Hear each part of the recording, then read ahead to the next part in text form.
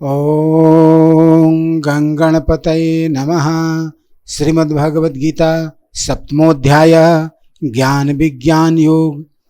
नारायणं नमस्कृत्य नरं चैव नरोत्तमं देवीं सरस्वतीं व्यासं ततो जयमुदीरयेत्।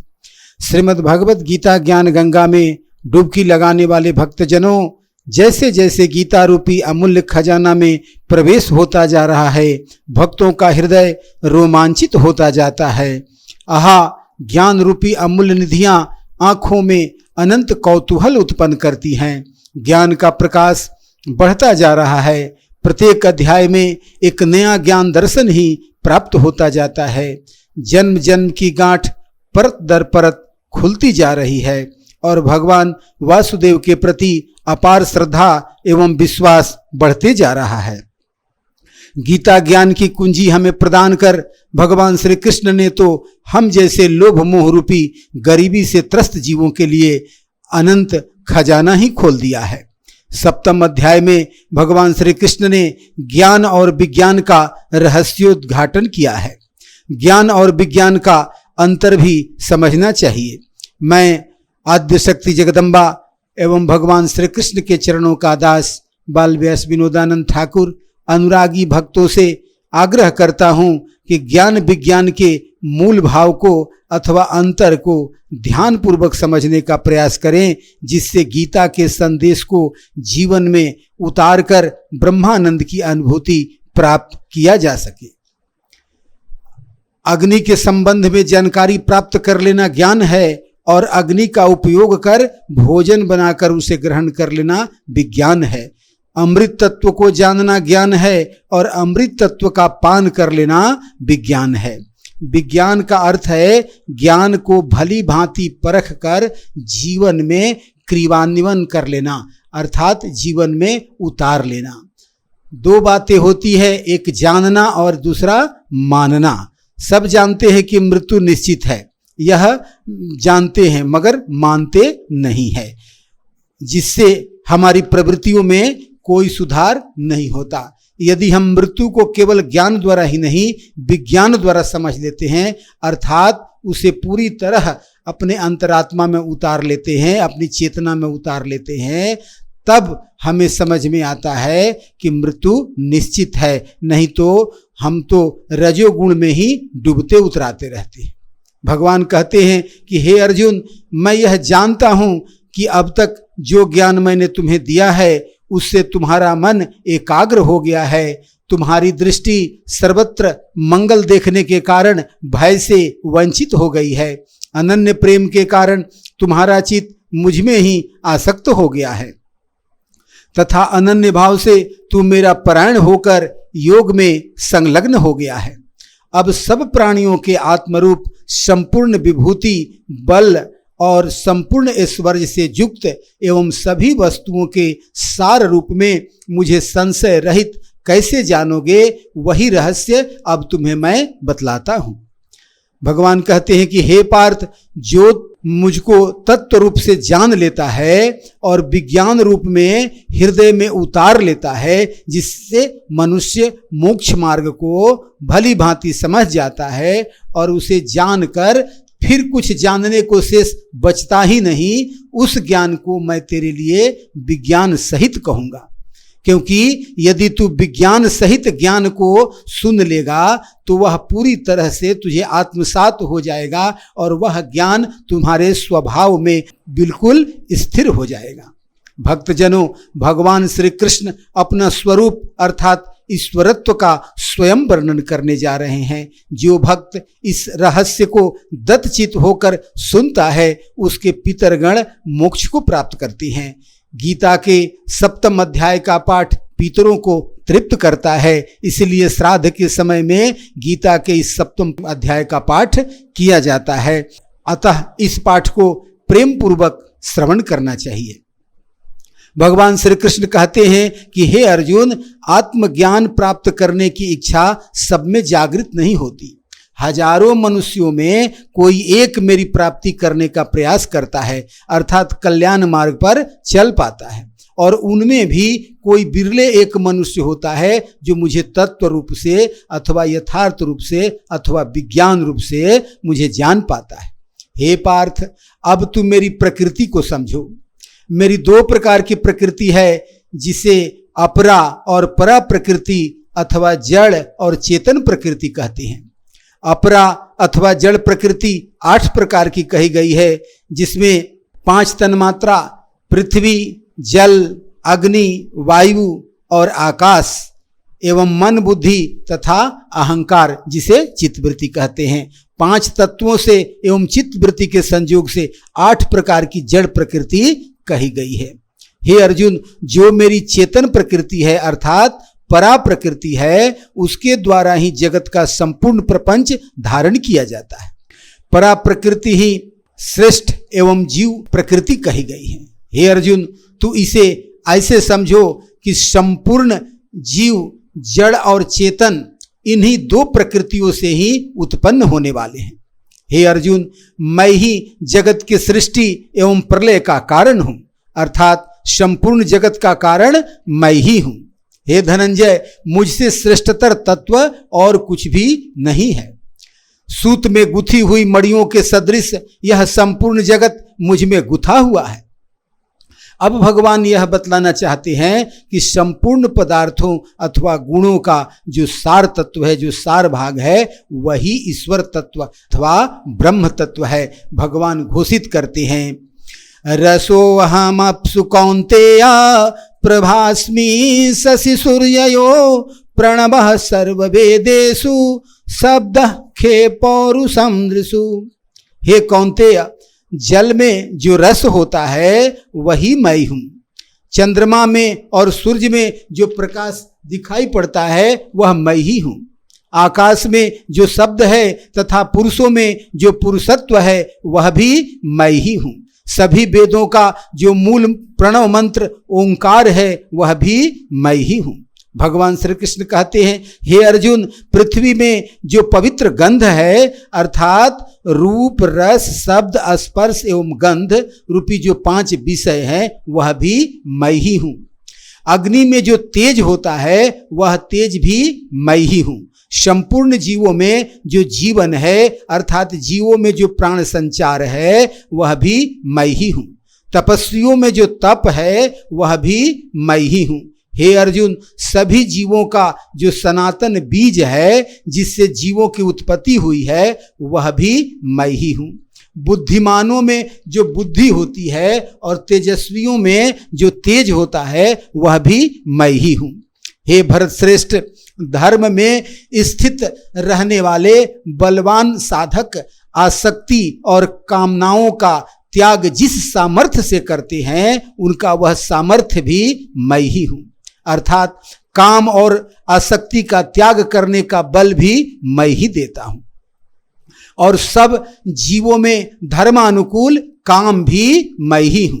हे अर्जुन, प्राणियों के समस्त सात्विक, राजसिक और तामसिक भाव मुझसे ही उत्पन्न हुए हैं, ऐसा तुम जान लेना।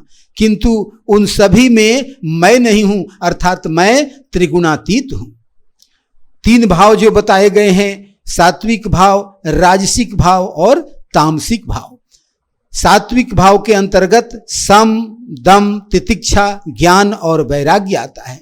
सात्विक भाव जब आदमी में उदित होता है तो उसका मन पूजा पाठ, यज्ञ, दान, तप आदि शुभ कर्मों में लगा रहता है। और जब मनुष्य में राजसी भाव उत्पन्न होता है तो उसके अंतर्गत हर्ष उत्पन्न होता है। हर्ष, दर्प, अभिमान, लोभ आदि एवं भोग की प्रवृत्ति उत्पन्न होती है। और जब जीव में तामसिक भाव उत्पन्न हो जाता है तो जीव जो है शोक, मोह, क्रोध, निद्रा और आलस्य का आश्रय ले लेता है। हे अर्जुन, सत, रज और तम इन तीनों गुणों के प्रभाव से सारा संसार अर्थात प्राणी समुदाय मोहित हो जाता है, जिससे वह त्रिगुणातीत अविनाशी रूप में मुझे नहीं जान पाता। हे अर्जुन, यह जो त्रिगुणात्मक मेरी माया है इससे पार पाना बहुत ही कठिन है। परंतु जो भक्त अनन्य भाव से मेरा भजन करते हैं अर्थात मेरा उपदेश, मेरी लीला का श्रवण करते हैं, मेरे द्वारा बताए गए मार्ग का अनुसरण करते हैं, वे इस माया को भी पार कर संसार से तर जाते हैं। भगवान स्पष्ट रूप से घोषणा करते हैं, कहते हैं कि इस अलौकिक त्रिगुणमयी माया का अतिक्रमण करना असाध्य है, लेकिन जो ईश्वर के शरण में चला जाता है वे इतने समर्थ हो जाते हैं कि वे इस दुस्तर माया का भी अतिक्रमण कर जाते हैं। यदि सच्चिदानंद रूप स्वच्छ जल पीने की इच्छा हो तो माया रूपी काई को हटाना होगा, तब जाकर उसे स्वच्छ एवं निर्मल जल की प्राप्ति होगी। माया का प्रभाव संपूर्ण संसार में व्याप्त है, उसे हटाना संभव नहीं है। उसके प्रसंग में एक कथा आती है कि एक राजा की एक दुलारी कन्या थी, उसके पैर में कांटा गड़ गया तो राजा ने आदेश दिया कि पूरी पृथ्वी को कालीन से ढक दिया जाए, जिससे मेरी राजदुलारी कन्या को फिर से कांटा न चुभे। सारे मंत्री हतप्रभ हो गए, राजा का इस आदेश का कैसे पालन किया जाए, भला पूरी पृथ्वी पर कालीन कैसे बिछाया जा सकता है। फिर एक चतुर मंत्री ने राजा की पुत्री को उसके पैर में जूती पहना दिया। अब कांटा गड़ने का भय समाप्त हो गया, समस्या का निदान हो गया। इसी प्रकार माया पूरी पृथ्वी में व्याप्त है, जिसे हटाया नहीं जा सकता। भक्ति रूपी, साधना रूपी, भगवान के शरण रूपी कवच को धारण कर माया रूपी कांटे से बचा जा सकता है। भगवान श्री कृष्ण अर्जुन से कहते हैं कि हे धनंजय, माया द्वारा जिनका ज्ञान हरा जा चुका है, ऐसे आसुरी स्वभाव को धारण करने वाले मनुष्य नीच एवं दूषित कर्म करने वाले होते हैं और मूढ़ भाव को प्राप्त होने के कारण मुझको नहीं भजते। असुसुः रता इति असुराः। ईश्वर को भूलकर जो लोग सदा इंद्रिय भोग में लिप्त रहते हैं, ऐसे मनुष्य को असुर कहा गया है। दंभ, दर्प, अभिमान आदि को आसुरिक स्वभाव वाला बताया गया है। अतः यहाँ भगवान स्पष्ट रूप से कहते हैं कि पाप करने वाले लोग माया से मोहग्रस्त होकर आसुरी स्वभाव को प्राप्त हो जाते हैं, जिससे वे मेरा भजन नहीं करते। भगवान कहते हैं, हे भरतवंशियों में श्रेष्ठ अर्जुन, उत्तम कर्म करने वाले 4 प्रकार के भक्त होते हैं जो मेरा भजन करते हैं। भजन करने वाले, भगवान का पूजा पाठ करने वाले, भगवान का ध्यान करने वाले 4 प्रकार के भक्त बताए गए हैं। उसमें जो 4 प्रकार कौन कौन है? अर्थार्थी, आर्त, जिज्ञासु और ज्ञानी। उसमें जो अर्थार्थी है वह सांसारिक भोग्य पदार्थों के लिए, धन के लिए भगवान की आराधना करता है, और जो आर्त भक्त है वह संकट निवारण के लिए, रोग दुख दर्द बीमारी से छूटने के लिए, संकट से बचने के लिए आर्त रूप में भगवान की पूजा करता है। और जो जिज्ञासु रूप में भक्त होते हैं वे ईश्वर को यथार्थ रूप में जानने की इच्छा से भजने वाले होते हैं। उनको भगवान को तत्व रूप से जानने के लिए, भगवान के विषय में, भगवान के गहराई से समझने के लिए जो तत्पर रहते हैं वे जिज्ञासु भक्त कहे जाते हैं। और ज्ञानी भक्त उन्हें कहते हैं जो तत्व बोध को जिसने प्राप्त कर लिया है, अब उसके मन में किसी भी प्रकार का कोई संशय नहीं है। इसलिए भगवान कहते हैं कि हे अर्जुन, इन 4 भक्तों में ज्ञानी मुझे अत्यंत प्रिय है, क्योंकि ज्ञानी मुझे तत्व से जानकर एकाकी भाव से स्थित अनन्य प्रेम भक्ति से मुझे भजता है। भगवान कहते हैं कि यद्यपि कि अर्थार्थी, आर्त, जिज्ञासु भी मेरे उदार भक्त हैं, फिर भी ज्ञानी तो मेरा स्वरूप ही है, ऐसा मेरा मत है। क्योंकि हे अर्जुन, मेरे में समाहित चित्त वाला ज्ञानी भक्त अति उत्तम गति स्वरूप मुझ में ही अच्छी प्रकार से स्थित होता है। जो लोग रोग मुक्ति के लिए अथवा सुख प्राप्त करने के लिए मेरी उपासना करते हैं, उनकी भी बातें मैं सुनता हूँ, और जो लोग ब्रह्म ज्ञान अथवा मोक्ष चाहते हैं उनकी भी मैं बात सुनता हूँ। अर्थात ईश्वर की दृष्टि में सभी कृपा के पात्र हैं, परंतु जो ज्ञानी हैं वे भगवान को विशेष प्रिय हैं। भगवान कहते हैं कि ज्ञानी मुझे छोड़कर कुछ भी कामना नहीं करता। ज्ञानी का सुख भी मैं ही हूं और लक्ष्य भी मैं ही हूं। अतः ज्ञानी भक्त एवं ईश्वर एकाकार हो जाते हैं। भगवान ने ज्ञानी को अपना आत्म स्वरूप ही मान लिया है, क्योंकि ज्ञानी का अपना न शरीर है, न मन है और न चित्त है। ये सभी उसने परमात्मा को समर्पित कर दिया है। भगवान कहते हैं, बहुनाम जन्मनामन्ते ज्ञानवान माम प्रपद्यते वासुदेवा सर्वम इति स महात्मा सुदुर्लभ। बहुत जन्मों के प्रयास के बाद जब जीव का मोक्ष का काल आता है, मोक्ष का समय आता है, मोक्ष वाला जो जन्म मिलता है, तो उस जन्म में वह भक्त जो है हृदय से, कर्म से, स्वभाव से पूर्णतः यह जान लेता है, मान लेता है कि वसुदेव ही सब कुछ है, वासुदेव ही सब कुछ है। यह उसके मन में पूर्णतः प्रतीति हो जाती है, विश्वास हो जाता है। इस प्रकार यह बात उसके चित्त में पूर्णतः बैठ जाता है, उसके श्वास में, उसके मन में, उसके चित्त में बिना किसी संदेह के यह भावना चलता रहता है कि वासुदेवा सर्वमिति स महात्मा सुदुर्लभ, अर्थात वासुदेव ही सब कुछ है, ऐसा अंतरात्मा से मानने वाला महात्मा अत्यंत ही दुर्लभ है। पूर्व जन्मों के संचित पुण्य के फलस्वरूप अंतिम जन्म में जीव को यही परम ज्ञान का बोध होता है कि वासुदेव पुरुषोत्तम परमात्मा ही चराचर विश्व ब्रह्मांड को व्याप्त किए हुए हैं। ऐसी व्यापक दृष्टि जब साधक की हो जाती है तो समझना चाहिए कि उस साधक का यह अंतिम जन्म है और ऐसा महात्मा मिलना अत्यंत दुर्लभ है। भगवान अब सकाम उपासना करने वाले साधकों के विषय में बतलाते हैं कि हे अर्जुन, सांसारिक भोगों की कामना से जिनका ज्ञान नष्ट हो गया है, वे सकाम भक्त पत्नी, पुत्र अथवा धन आदि की कामना से कई प्रकार के व्रत, उपवास आदि नियमों को धारण कर अपनी लोभी प्रकृति के वशीभूत हो वासुदेव का त्याग कर अन्य देवताओं को भजते हैं। यो यो याम याम तनु भक्त श्रद्धार्चितुमीक्षति तस्य तस्याचलम श्रद्धाम तामेव विदधाम्यहम्। जो सकाम भक्त जिस जिस देवता के स्वरूप को श्रद्धा से पूजना चाहता है, उस भक्त की श्रद्धा को मैं उसी देवता के प्रति स्थिर कर देता हूं। अथवा जो सकाम भक्त जिन जिन देव मूर्तियों का भजन श्रद्धा से करना चाहते हैं, मैं ही उन भक्तों को निश्चल श्रद्धा उन्हीं देवताओं के लिए प्रदान कर देता हूं।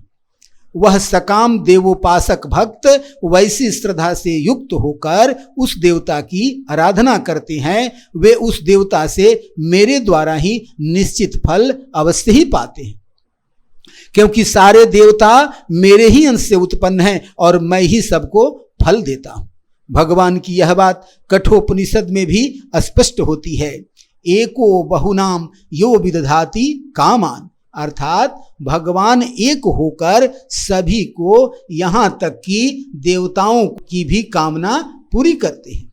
कर्म, फल और फलदाता सभी वासुदेव ही हैं, परंतु उन अल्प बुद्धि वाले सकाम भक्तों को जो फल प्राप्त होता है वह नाशवान होता है, तथा वे देवताओं को पूजने वाले देवताओं को प्राप्त होते हैं और वे देवता स्वयं अपना पुण्य कर्म के भोग को स्वर्ग लोक में प्राप्त कर रहे होते हैं, और जब उनका पुण्य समाप्त होता है तो उन्हें भी पृथ्वी पर गिरना होता है। छीने पुण्य मर्त्य लोकम विशंति।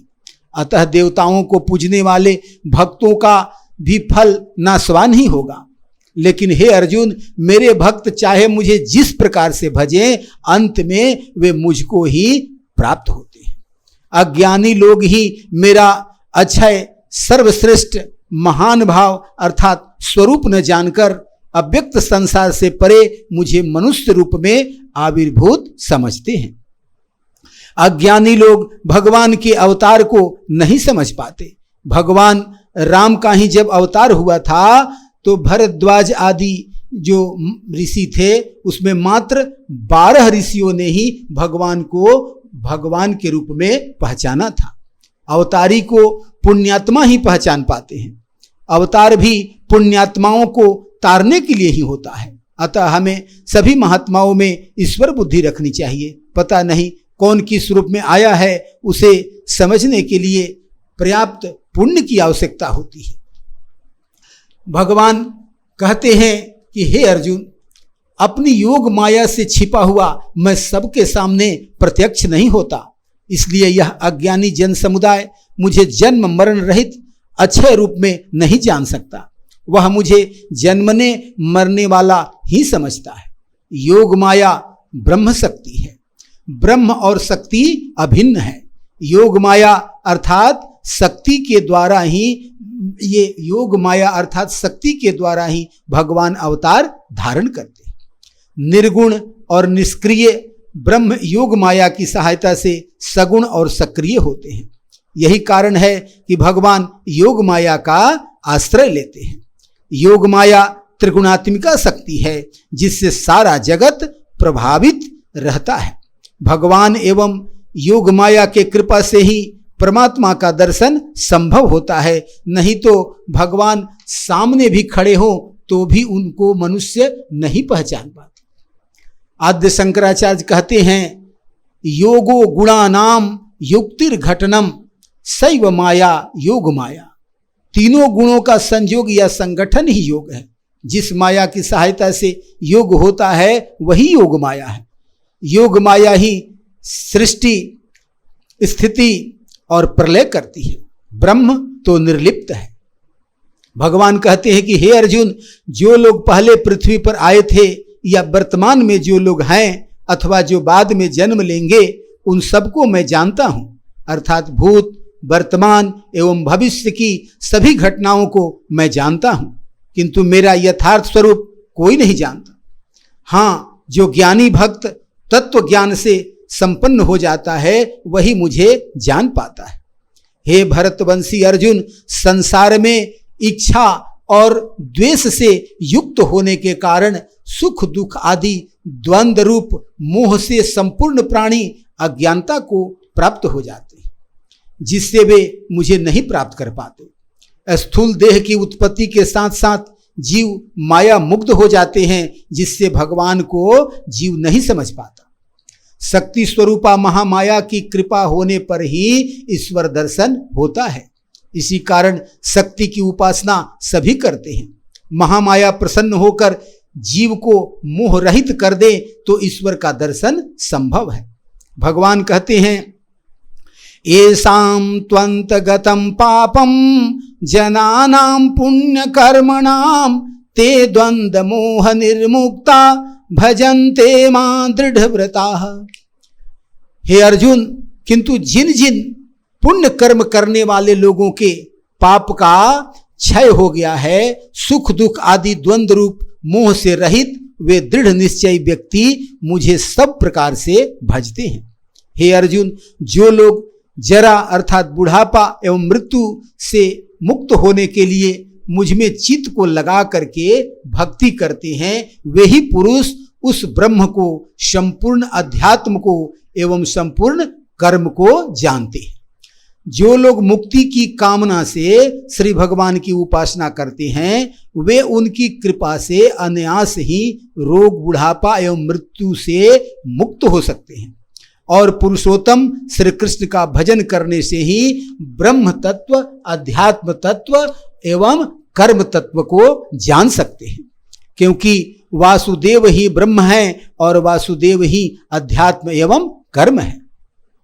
ज्ञान, ज्ञाता और ज्ञेय वह सभी वासुदेव ही हैं। ध्यान, ध्याता एवं ध्येय भी वही हैं।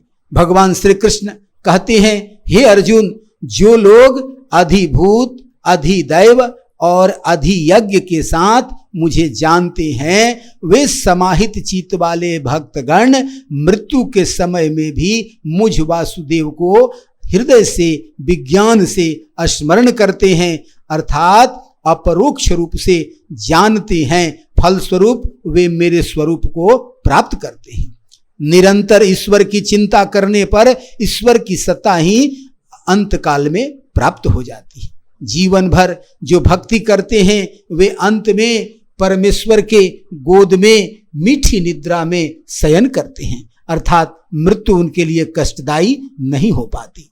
इस प्रकार इस सप्तम अध्याय में भगवान ने अपने स्वरूप को, अपने सार तत्व को स्पष्ट कर दिया है और यह स्पष्ट कर दिया है कि जिसे मोक्ष की इच्छा है, जिसे अपना संपूर्ण लाभ लेने की इच्छा है, वह वासुदेवम सर्वमिति इस भावना को मन में बैठाए, भगवान के प्रति अनन्य प्रेम को, भगवान के प्रति अनन्य आसक्ति को और उनके प्रति शरणागत की भावना को पुष्ट करके भगवान के चरणों में स्थान पाए, तो वह अपने मोक्ष को प्राप्त कर सकता है, अपने सद्गति को प्राप्त कर सकता है। लेकिन कुछ जो लोग होते हैं वह कामनाओं में फंस करके भिन्न भिन्न देवताओं के शरण में चले जाते हैं और उन देवताओं के शरण में जाने के कारण उनको स्वर्ग की प्राप्ति होती है और फिर स्वर्ग के सुख को भोग करके फिर उनको पृथ्वी पर गिरना पड़ता है। यहाँ तक कि देवता लोग भी जब उनका पुण्य क्षीण हो जाता है तो उनको भी पृथ्वी पर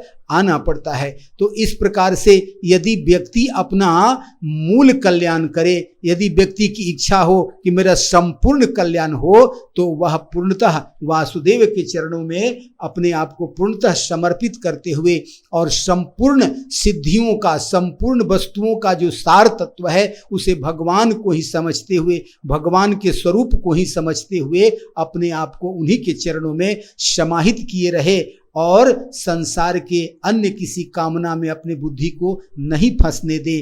तो इस प्रकार से भगवान के चरणों में जो शरणागत हो जाता है, जो भगवान के चरणों में समर्पित हो जाता है, वह संपूर्ण फल को, अपने संपूर्ण जीवन फल को प्राप्त कर लेता है और उसके साथ साथ उसके पितर भी तृप्त हो जाते हैं, क्योंकि इस सप्तम अध्याय मोक्ष देने वाला कहा गया है, यह पितरों को सद्गति देने वाला है। जो भी भक्त इस सप्तम अध्याय का पाठ करता है, इसका श्रवण करता है, तो उसके पितर जो है पितृलोक में आनंद पूर्वक उत्सव मनाते हैं, आनंद मनाते हैं। तो यह जो गीता की जो कथा है, इसे पूर्णतः हृदय में उतार करके अपने जीवन को सफल बनाना चाहिए। सर्वे भवन्तु सुखिनः, सर्वे सन्तु निरामयाः, सर्वे भद्राणि पश्यन्तु, मां कश्चित् दुःखभाग् भवेत्। ओम शांति शांति शांति।